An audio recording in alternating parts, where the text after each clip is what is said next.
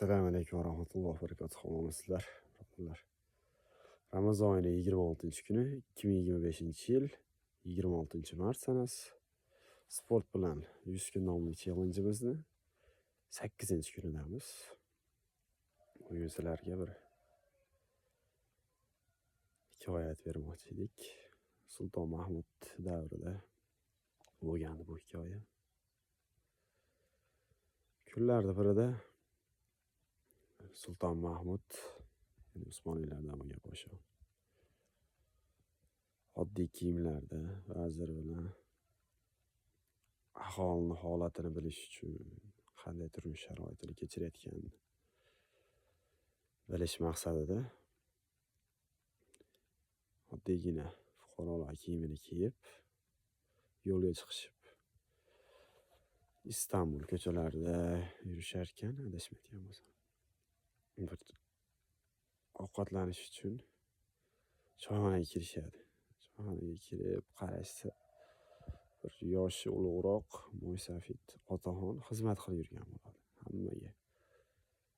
Xuddi yoshlardek uni ovqatini olib borib berib, bunga choyini damlab tashib qo'yingki, hamma ishlarni qilib, o'sha yerda tilda hozirgi o'zbek tilida girgitton deyiladi. Rus tilida ofisant, shunday ofisantlik qilib yurgan bo'ladi. Keyin ularni asosan e'tiborini tortgan narsa, ya'ni podsho bilan vazir. Uni ismi bo'ladi. Ismi, ya'ni Tiqildi bobo deb turib murojaat qilishadi unga. Tiqildi bobo choy olib kel, Tiqildi bobo non olib kel yoki ovqat olib kelib bering. Buni olib boring, buni olib boring degan bir mazmundagi so'zlar eshitiladi. Ismiga qiziqib qolishib, bobo deydi, chaqirishadi ular ham. Keling deydi, biz yonimizga o'tiring, ismingiz nimaga unaqa deydi. Esa aytadiki, qo'yinglar deydi. Nima qilasizlar desa. Bobo qo'ying, aytmasangiz bo'lmaydi, qiziqib qoldik rosa deydi. Xo'p, mayli dedi, o'tirib tushuntirishni boshlaydi. Kunlardan birida deydi, bir tush ko'rdim deydi bobo. Tushimda hammaning jo'mragidan, ya'ni quvuridan suv yaxshi oqyapti, faqat menikidan yaxshi chiqmayapti. Keyin bir yog'ochni oldim deydi.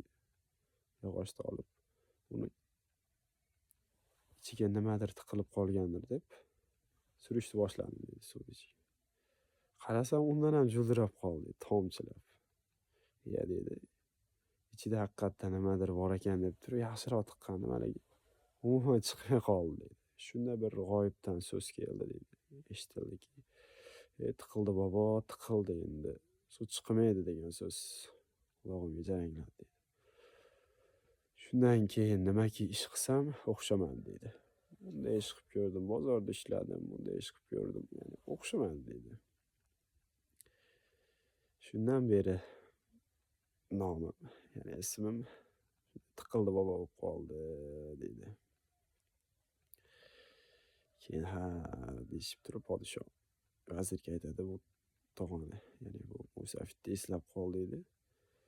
Saroyga borganda menga eslatasan deydi. Salom alik qilishib turishadi hamda o'z yo'lini davom etishadi podsho bilan vazir. Yetib borgandan keyin saroyga podshoning so'raydi. Vaziriga bir idishda pahlava qildirib turib, bilasizlar, Turkiyada mashhur shirinliklardan u pahlava bo'ladi.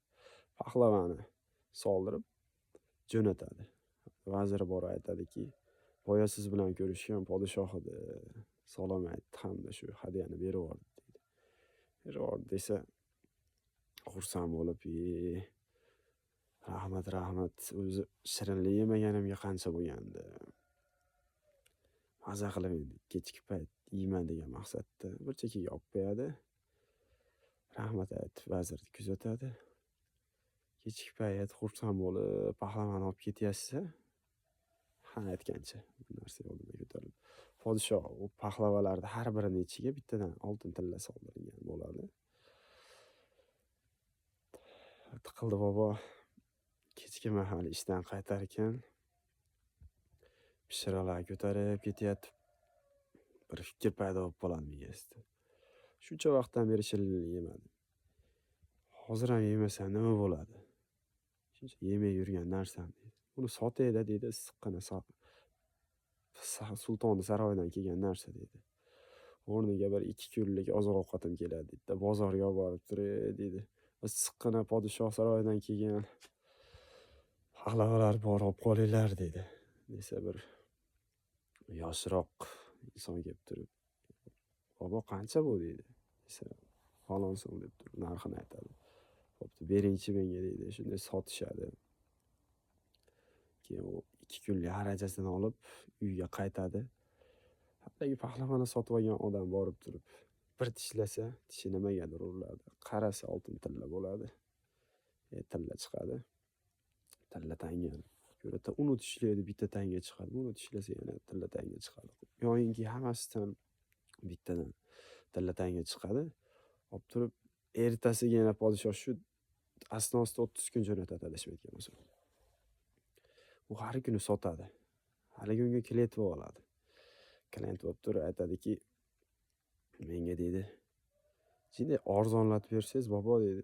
"Har kuni sizdan pahlavalaringizni sotib olib turaman" deydi. "Bo'ldi" deb turib, u ham ishonadi-da, bobo. Unga sotishni boshlaydi. 30 kundan shu 1 oy oradan biroz vaqt o'tgandan keyin podshoh xabar olib kelinglar-chi endi deydi.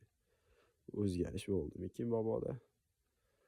Yaxshi tomonga degan maqsadda vazirini jo'natadi. Borib qarashsa, bobo xuddi shu eski ahvolda, xuddi choyxonada ishlab yurgan bo'ladi. Bobo" deydi, "sizga jo'natgan pahlavalar yetib keldim" desa, "Yetib keldi" deydi. "Nima qildingiz" desa, "Sotib yubordim" deydi. Bobo" deydi, "Boplabsiz.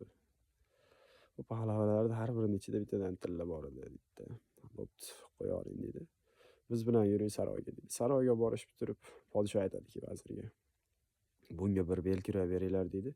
Belkurakni olib turib xazinaga sanchsin deydi. Ya'ni sandiqni ochib beringlar deydi. Sandiqdan belkurakka siqqanicha oltin olsin, shu bilan bir tirikchiligini ko'rsin, kunini ko'rsin degan maqsadda. Bo'ldi deydi. Belkurakni olib xazinaga kirishadi. Kirishib turib, ombordan xazina sandiqni ochib, "Bobo" deydi, "Belkurakni oling" deydi. "Bo'ldi" deydi. "Bu oltindan siqqanicha shu belkurakka olib oling" desa, bobo shashilganidan bu tomon emas, bu tomonni tiqatdi. Narsa olinadigan tomoni turib, teskari tomonni tiqsa, bitta ham tilla tanga chiqmaydi. Bobo hayron.